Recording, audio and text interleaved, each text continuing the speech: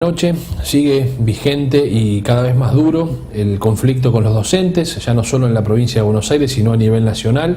Venimos de una semana donde obviamente se produjeron hechos importantes en esta materia, el intento de instalación de una escuela itinerante en la Plaza de los Dos Congresos, después autorizada por el gobierno de la ciudad de Buenos Aires, que a esta altura ya me parece que forma parte esta confrontación de la estrategia del gobierno de plantear esta dicotomía, ¿no? Es decir, ubicar a los gremios docentes, sobre todo los que están representados por Baradel y muchos dirigentes de la CETERA, que forman parte del kirchnerismo, del cristinismo, claramente. Han habido fotos de dirigentes importantes de CETERA con Cristina Fernández de Kirchner en el Instituto Patria, que es este instituto que se armó para justamente desarrollar actividades políticas con Cristina fuera del gobierno. Y ya me parece que este enfrentamiento claramente abona a la estrategia del gobierno de esto de polarizar, ¿no? Polarizar entre lo anterior, que es el cristinismo, y lo nuevo, que es el macrismo. Alguna vez dijimos, nosotros, como aquella frase, nosotros no somos los mejores, pero los que estaban antes son mucho peores. Y me parece que eso es lo que está pasando claramente hoy en la Argentina, ¿no?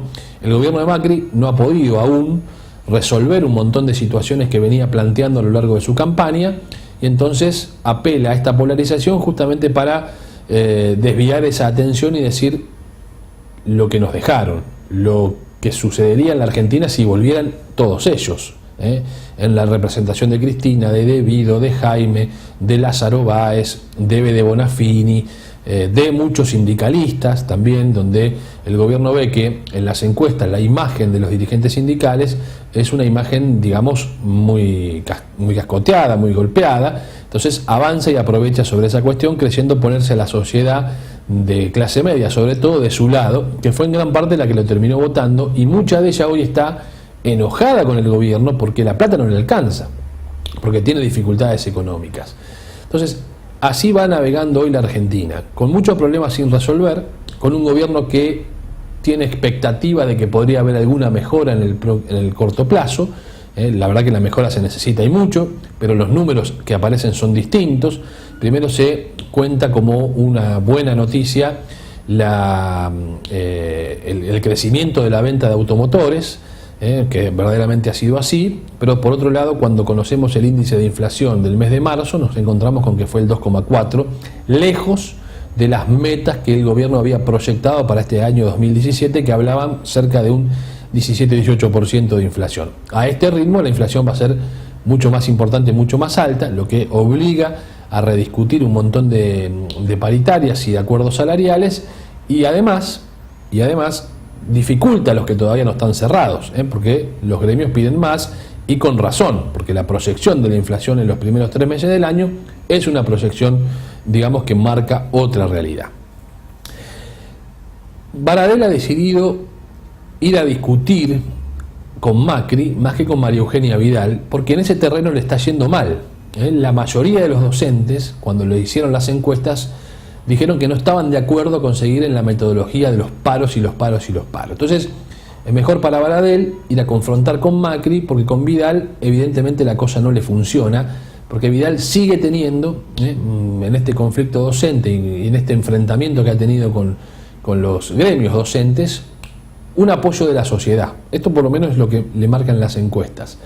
Y entonces el macrismo también se envalentona en decir, bueno, vamos contra los sindicatos. No ha podido Alfonsín con la ley Mucci, ahora lo intenta el macrismo nuevamente, con algunas intentonas de modificar aspectos de la elección de los sindicalistas. Veremos si a Macri le va mejor que le fue a Alfonsín. De ahí también que se abona la teoría del periodista y escritor Jorge Asís de calificar al gobierno de Macri como el tercer gobierno radical, en referencia a Alfonsín, a De la Rúa y ahora a Mauricio Macri.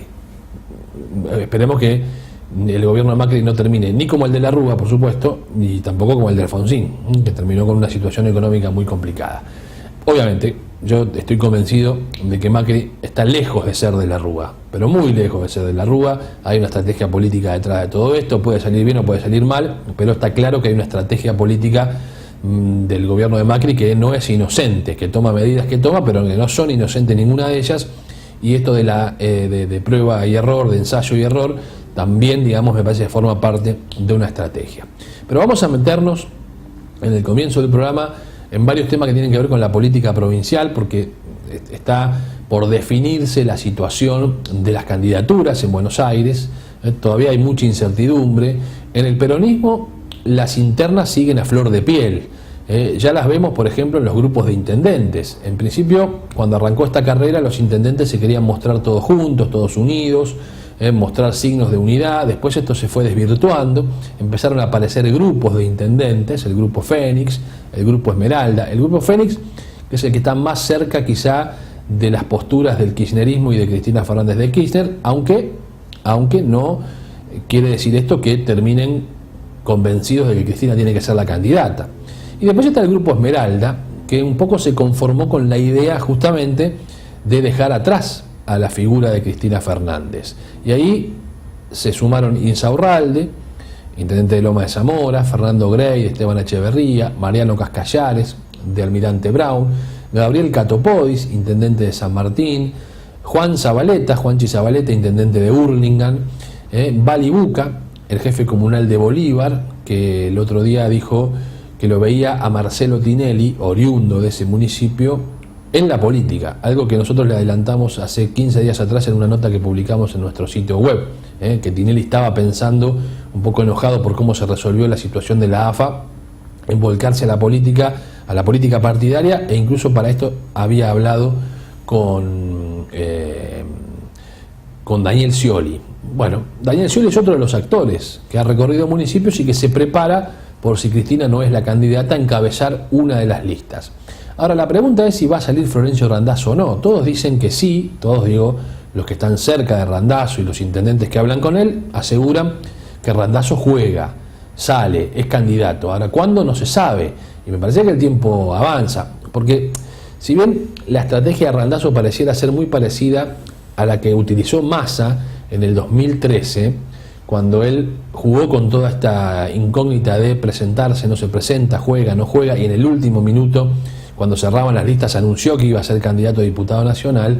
La diferencia es que Massa llegaba a ese momento con un nivel de conocimiento y un nivel de intención de voto muy superior al que hoy tiene Florencio Randazzo. Entonces, la pregunta es ¿por qué demora tanto Randazzo en decir, bueno, tengo pretensiones de ser candidato este año? ¿Quiere generar esta expectativa para justamente crear esa sensación de incertidumbre y eso lo va posicionando de alguna forma? Puede ser, pero hasta ahora los números que se ven en las encuestas no lo ubican a Randazzo entre las preferencias de los bonaerenses. Lejos de eso, la mayor preferida de los bonaerenses de la oposición y sobre todo en el conurbano es Cristina Kirchner, que es otra de las incógnitas, si va a ser o no candidata, y un poco la figura que ordenará el tablero político, tanto de la oposición como del oficialismo. Porque en el oficialismo también están pensando qué candidato sacar a la cancha en caso de que Cristina sea o no sea candidato. E incluso esto también lo piensa Sergio Massa, que está orejeando la situación del peronismo. Es decir, si Cristina es candidata es una historia, si no lo es otra. Hoy en el masismo creen que la mejor estrategia a llevar adelante es polarizar contra la polarización que intenta instalar Macri y Cristina. Es decir, ponerlos al presidente y a la expresidenta como lo mismo. Las dos caras de la misma moneda, lo define Sergio Massa, que están discutiendo el pasado, pero ninguno de ellos se pone a discutir el presente y mucho menos el futuro. Este es un poco el diagnóstico que hace el exintendente de Tigre. Cree que hay que polarizar contra Macri y Cristina juntos, porque justamente esta es la dicotomía que puede llegar a presentarse en las elecciones que vienen. Y hablar de los temas que hoy nadie habla, en definitiva, que son los temas cotidianos de los ciudadanos argentinos y sobre todo de los ciudadanos de la provincia de Buenos Aires. El otro día veía encuestas de intendentes que mandaron a hacer encuestas no solo en su municipio, sino en otros municipios, y uno se encontraba con diferentes escenarios, pero hay uno que se repite en todos los municipios, lo gobierne un intendente del Frente para la Victoria, lo gobierna un intendente de Cambiemos, no importa. En todos los municipios se veía lo siguiente: principal preocupación de los habitantes, la inflación, los precios, es decir, la economía. Segunda preocupación, la inseguridad. Durante muchísimo tiempo, la inseguridad, que sigue siendo una inseguridad alta, era la principal preocupación. Uno hacía cualquier encuesta y lo primero que le decían los bonaerenses, habitantes del conurbano, era: la inseguridad es lo que más me preocupa. Ahora eso cambió. La principal preocupación es la economía, los precios, la inflación, el tema de hoy, del día a día, de cómo vivir día a día. Y Massa cree que hay que avanzar sobre eso, digamos, que hay que hablarle a la gente de cómo resolverle esos problemas y no enfrascarse en una pelea donde se discuten muchas cuestiones que tienen que ver con la herencia del pasado y con lo que significó para la Argentina el kirchnerismo y el cristinismo. ¿Qué es lo que pasa? Como la gente ve dificultades en su economía de hoy, indefectiblemente traslada su mente a qué le pasaba hace un tiempo atrás y empieza a olvidarse peligrosamente de los aspectos pésimos que nos dejó el cristinismo en términos culturales y también en términos de corrupción. Lamentablemente, cuando el bolsillo aprieta, es indefectible que la gente compare. Y entonces yo ya he escuchado a muchas personas que han votado a Macri porque estaban cansados de Cristina, porque no querían saber más nada con un montón de situaciones del cristinismo, que hoy empiezan a decir lo siguiente: está bien, robaron, hicieron un montón de cosas que no me gustaban, pero yo tenía más plata que la que tengo hoy en mi bolsillo, o me alcanzaba un poco más de lo que me alcanza hoy, o tenía más trabajo del que tengo hoy, la economía se movía distinto. Y eso es un punto en donde el macrismo va a tener que trabajar mucho, porque no es de fácil resolución, y es ahí donde se sustenta el voto duro, ese voto duro que puede llegar a tener Cristina Fernández de Kirchner de los fanáticos, pero que le puede agregar esto que yo estaba diciendo: aquel que votó a Macri pero no sabe si lo volvería a votar como consecuencia de su economía. Después hay un sector también del voto duro a Mauricio Macri que no va a modificarse más allá de lo que cuenten o que pueda pasar, ¿sí? Pero no es tan alto, es cerca de un 7% ese voto duro a Macri o a Cambiemos. En cambio, Cristina tiene un voto duro un poco más alto. Al pensar de la gente, digamos, uno dice: bueno, pero ¿qué es lo que nos está pasando los argentinos, que estamos rememorando un proceso, a mi criterio, político muy discutible, el del kirchnerismo, sobre todo en la última época de Cristina? Pero lo que manda muchas veces es el bolsillo, y el bolsillo, en la comparación, para muchos estaba un poco más holgado antes que ahora, y no importa tanto cuando se hace esa comparación la corrupción, las cadenas nacionales, las imposiciones, la metodología, la cámpora y todo lo que sabemos puede significar un posible regreso de Cristina Fernández de Kirchner al escenario político fuerte en nuestro país. En términos de los municipios, también, por supuesto, cada uno empieza a jugar su ficha. En esta región del conurbano se han dado algunas situaciones particulares que bien vale la pena marcar. Arrancando por San Miguel, venimos de un nuevo fracaso de la estrategia de la oposición, que está vinculada al ex candidato Franco Laporta, de querer, digamos, posicionarse con artimañas vinculadas a castigar al oficialismo. Ya le salió mal a Franco Laporta la idea de modificar el presidente del bloque de concejales del Frente para la Victoria, donde intentó hacer un acuerdo con un sector de la cámpora y colocar allí a la concejal Marcela Viguera como nueva presidenta del bloque. Eso fracasó y Bruno Baschetti siguió siendo el presidente del bloque, porque, entre otras cosas, lo que se manifestó fue la fractura interna que tenía el espacio político de Franco Laporta. Por otro lado, el nuevo fracaso fue haber puesto en discusión la licencia del actual ministro de Gobierno de la provincia de Buenos Aires, de Joaquín de la Torre, diciendo que era ilegal y que no correspondía. Se dijo en los medios, se discutió mucho en el terreno mediático y de las redes sociales, pero se avanzó un paso más y Laporta fue con los concejales que lo acompañan, Javier Coronel, Sebastián Cáceres y Marcela Viguera, a la justicia, a ver qué decía la justicia. Y la justicia le dijo: señor, está equivocado, o sea, no hay ningún problema.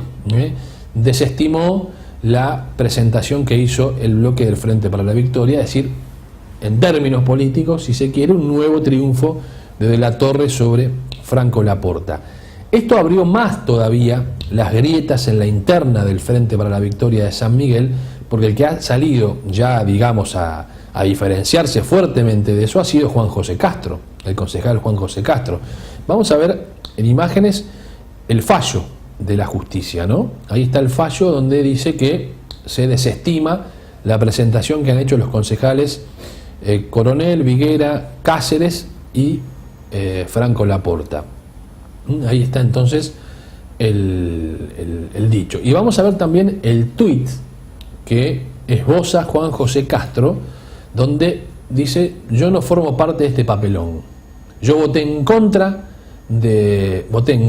de la licencia de la Torre, pero yo no acompaño este papelón. No acompaño este papelón. Me parece que eso marca a las claras una fractura cada vez más expuesta entre dos aliados políticos, como lo fueron en las últimas elecciones. Me refiero a Franco Laporta y a Juan José Castro. Dato para tener en cuenta de la política de San Miguel. En Malvinas Argentinas, creo que hay un dato sobresaliente, que fue el último fin de semana el timbreo que hizo María Eugenia Vidal, o que mandó a hacer María Eugenia Vidal, y que ella participó en San Fernando, pero que sus ministros estuvieron recorriendo distintos lugares de la provincia de Buenos Aires. ¿Por qué digo que en Malvinas hay un dato fundamental? Porque por primera vez de ese timbreo participó el sector vinculado a Jesús Cariglino. El diputado Hugo Oronio, el gerente del ANSES Maximiliano Cariglino, el hijo del intendente de Malvinas entre el 95 y el 2015, me refiero a Rodrigo Cariglino, y toda la militancia que lo acompaña, o gran parte de la militancia que lo acompaña al ex intendente Cariglino. Es un dato, me parece, a tener en cuenta, porque ya muestra claramente un acercamiento político a horas de las definiciones electorales de Cariglino con Cambiemos. Han habido charlas entre Cariglino, Joaquín de la Torre, Alex Campbell. Me parece que han acercado bastante las posiciones, y la verdad que a esta altura uno ya podría estar pensando en que habría o estaría muy cerca un acuerdo político para que el cariglinismo en Malvinas Argentinas termine siendo parte de Cambiemos ya formalmente, después de todo lo que se dijo en este año y medio, de acuerdo sí, acuerdo no. La verdad que ha habido algunos gestos, porque en definitiva Maximiliano Cariglino es el titular del ANSES y es una dependencia que está en el orden nacional. También hay una mujer vinculada a Cariglino en el manejo del PAMI en Malvinas Argentinas, así que hay, digamos, una situación vinculada a esto de manera bastante más explícita a partir de lo que sucedió el otro día. Bueno, en José Cepaz la situación política está como la contábamos básicamente la semana pasada. No ha habido demasiadas modificaciones. Mario Viggi recibió a la ministra de Salud de la provincia de Buenos Aires, a Zulma Ortiz, y sigue diciendo que solo le mandan la plata de la coparticipación y nada más. Y está próximo a inaugurar algunos hospitales, y bueno, esto por supuesto que marca un poco la agenda. La discusión interna está presente, y las dudas sobre si finalmente habrá o no habrá colectora peronista y demás, o si Mario Viggi terminará jugando dentro del PJ. Esto es lo que le pide su gente, que no se vaya del peronismo, que cualquiera sea la estrategia electoral y política, sea siempre dentro del peronismo y dentro del Frente para la Victoria, así haya que ir a internas, o con Randazzo, o con Cristina, o con Scioli, pero que haya una participación dentro de ese espacio político. Después la discusión es interna hacia abajo, ¿no? ¿Quién encabezará la lista de concejales? ¿Quién estará representado de las distintas agrupaciones? Ustedes saben que José Cepaz es un distrito en términos políticos muy particular y además muy interesante en muchos aspectos. Con los intendentes del Frente para la Victoria pasa lo siguiente. En el esquema que están armando, los intendentes del Frente para la Victoria son muy parecidos a la estrategia que también tiene el PRO. ¿Qué quiero decir con esto? Los intendentes kirchneristas van a apoyar en los municipios vecinos donde no gobierna un intendente de su espacio político a los candidatos o a los referentes locales. En el caso de Cambiemos pasa lo mismo, por eso lo hemos visto a Joaquín de la Torre transitar el otro día por Moreno. Estuvo Moreno haciendo el timbreo, y justamente Walter Fester, el intendente de Moreno, seguramente va a tener participación en alguna definición de la cuestión interna del Frente para la Victoria en San Miguel. En Escobar, datos, empiezan a haber encuestas también. El otro día me cuentan que el ex intendente, Sandro Guzmán, tuvo un muy fuerte acercamiento con el espacio político de Florencio Randazzo, que estuvo reunido y que hay charlas de Sandro Guzmán con ese sector político. En Cambiemos también me parece que se va a presentar una interna en Escobar. Ustedes saben que Cambiemos en Escobar hoy está vinculado al apellido Costa, al senador Costa y a su hijo Leandro, que es concejal y fue el último candidato a intendente. Me cuentan que el hijo de un importante empresario de Escobar podría ser candidato también de Cambiemos y pedir una interna para discutir con la familia Costa. Veremos. Sujarchuk es de los intendentes que todavía no logra despegar en su imagen de gestión. Estuve viendo encuestas, les contaba antes, y hay intendentes que hoy tienen una gestión más negativa que positiva en esos números. Escobar es uno de esos municipios, lo que no quiere decir que eso no pueda variar o que signifique que desde el punto de vista electoral vaya a tener problemas. Sí ha habido en Escobar un avance importante en algunos temas vinculados a la seguridad. A la seguridad ha habido algunos avances importantes, quizá la semana que viene le pueda contar con algún detalle más. Bueno, y después tenemos Pilar para hacer este repaso rápido de algunos de los distritos del conurbano bonaerense. Allí me cuentan que está creciendo fuerte en las encuestas la figura de Jorge Donofrio, del senador Jorge Donofrio, que probablemente sea candidato otra vez a senador, pero que tiene su mirada puesta en el 2019 para enfrentar al oficialismo de Nicolás Ducoté. El peronismo, y se debate cómo se resuelve en su interna. El otro día lo vimos a Zúcaro, el exintendente, con José Molina, caminando con Scioli.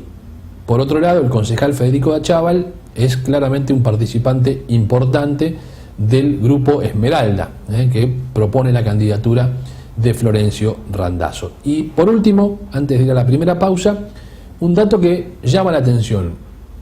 Hubo un intendente que mandó a hacer encuestas de muchos municipios del conurbano y sobre todo de la primera sesión electoral, y se sorprendió por un dato. En las encuestas le aparecía el nombre de Juan Manuel Ortubey, el gobernador de Salta. Hasta ellos mismos, los que mandaron a hacer la encuesta, estaban sorprendidos porque aparecía reiteradamente, cuando se vinculaba a quienes pueden ser líderes del peronismo, a Juan Manuel Ortubey, el gobernador de Salta. Primera pausa y desarrollamos el programa de esta noche.